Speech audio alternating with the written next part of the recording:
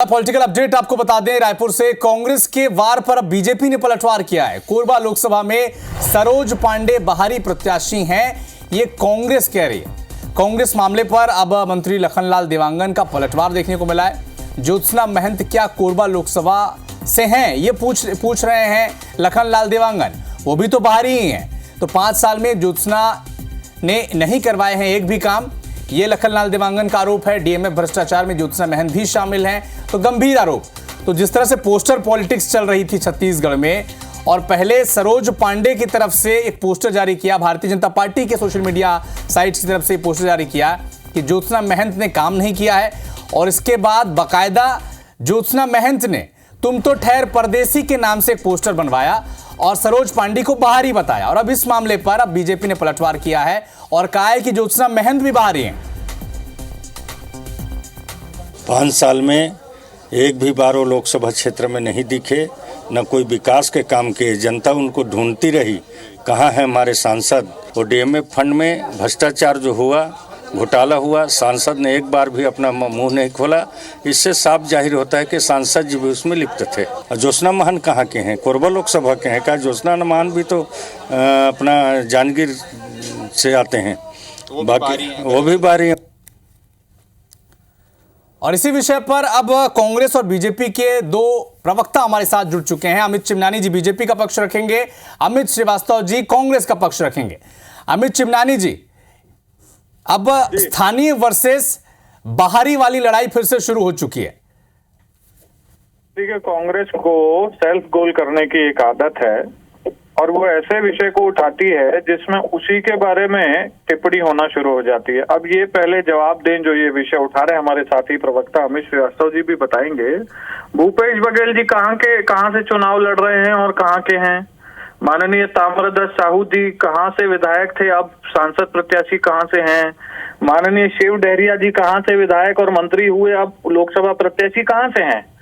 तो ये बात अगर पैमाना है तो इनके तो सारे प्रत्याशी बाहरी हैं, और इनके खुद के युवराज माननीय राहुल गांधी जी वायनाड से चुनाव लड़ते हैं, तो वो कहाँ के हैं?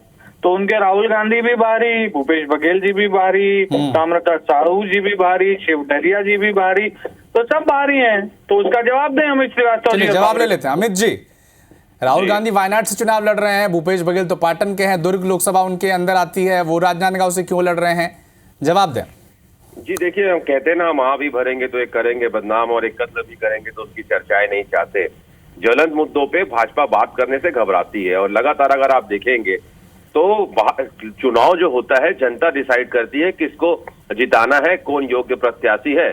और रही बात अभी हमारे नेता के बारे में, जिस प्रकार से अमित चिमनानी जी कह रहे थे, तो अमित चिमनानी जी को ये भी याद रखना चाहिए कि प्रधानमंत्री जी गुजरात के होके वाराणसी से चुनाव लड़ते हैं। तो रही बात, और नड्डा जी कहाँ के हैं? हिमाचल प्रदेश के, और कहाँ से हैं? वो गुजरात से।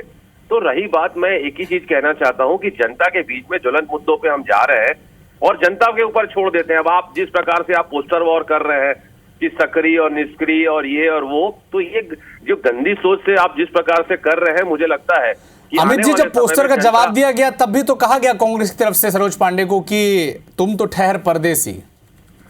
देखिए, मैंने कहा ना कि वॉर क्यों करना पड़ा, पहले किन्होंने स्टार्ट किया, आप ये बताइए। 4-4, 6-6 आप मुद्दों पर ले आते, अगर वो स्थानीय और इस तरह की बातें कर रहे हैं तो आप मुद्दों पर चुनाव को ले आते। आपने भी तो वही किया, आपने भी तो स्थानीय वर्सेस बाहरी का मुद्दा बनाया है वहां पर। जी, हमने क्यों किया? आप ये देखिए ना कि 6-6 पोस्टर इन्होंने जारी कर दिया, और हमने उस समय भी कहा था कि आप बढ़ती हुई महंगाई पे बात करिए, आप नहीं करेंगे। आप रोजगार पे बात करिए, आप नहीं करेंगे। आप घबराते हैं, डरते हैं। तो जनता के बीच में हम गए हैं, और मुझे लगता है कि ज्वलंत मुद्दों पे बीजेपी को बात करना चाहिए, और इधर उधर की बात करके जनता को दिग्भ्रमित करने का प्रयास ना करें। लोकतंत्र में जनता जनार्दन होती है। सारे सवालों का माकूल जवाब जनता आने वाले लोकसभा चुनाव में इनको देने जा रही है, और इनकी गारंटी का हर्ष उसी प्रकार होगा जिस प्रकार 2003 में साइनिंग इंडिया और फील गुड का हुआ था। चिमनानी जी, जवाब दीजिए श्रीवास्तव जी की बात का। कह रहे हैं कि आप मुद्दे से भटक रहे हैं, विकास की बात आपने की नहीं है, इसीलिए इन सब चीजों को हवा दी जा रही है भारतीय जनता पार्टी की तरफ से। देखिए, पहले तो अमित श्रीवास्तव जी ने खुद स्पष्ट कर दिया कि वो कांग्रेस ने जो काम किया वो उससे खुद सहमत नहीं है। उन्होंने खुद कहा कि कोई कहीं से भी लड़ता है, प्रधानमंत्री जी भी लड़ रहे हैं, राहुल गांधी जी भी लड़ रहे हैं, पर ये मुद्दा उठाया किसने? ये तो कांग्रेस ने उठाया सरोज जी के बारे में। सरोज जी यहाँ से छत्तीसगढ़ की बेटी हैं, यहाँ से राज्यसभा सांसद रही हैं, यहाँ से वो विधायक रही हैं, यहाँ की महापौर रही हैं, उन्होंने प्रदेश की सेवा की है, उनके बारे में ये विषय कांग्रेस ने उठाया, जिसका आप खुद अमित श्रीवास्तव जी खंडन कर रहे हैं कि नहीं नहीं सब अपना कहीं से भी चुनाव लड़ सकते हैं। तो अच्छी बात है, कांग्रेस के प्रवक्ता ने ये माना है। दूसरी चीज, मुद्दों पर अगर आप बात कर रहे हैं तो लोकसभा का चुनाव स्पष्ट मुद्दों पर लड़ा जा रहा है। जो भी उपलब्धियां हैं मोदी सरकार की वो सारी पब्लिक डोमेन में है। और मैं तो कहूंगा आपके चैनल पर modimagics.com पर चले जाइए, आपको एक एक क्षेत्र का आंकड़ा मिलेगा, कहां पर यूपीए सरकार ने क्या किया है, मोदी सरकार ने क्या किया, इसका तुलनात्मक अध्ययन बिल्कुल, मिलेगा। तुलनात्मक अध्ययन करने के लिए अमित श्रीवास्तव जी, चिमनानी जी कह रहे हैं। आप दोनों का हमारे साथ जुड़ने के लिए बहुत बहुत शुक्रिया। लेकिन एक बार फिर से छत्तीसगढ़ की सियासत में बाहरी वर्सेस स्थानीय वाला मुद्दा उठ रहा है। ट्वीट किए जा रहे हैं, पोस्टर बनाए जा रहे हैं, कार्टून पॉलिटिक्स यहां पर की जा रही है। शुक्रिया आप दोनों का हमारे साथ जुड़ने के लिए।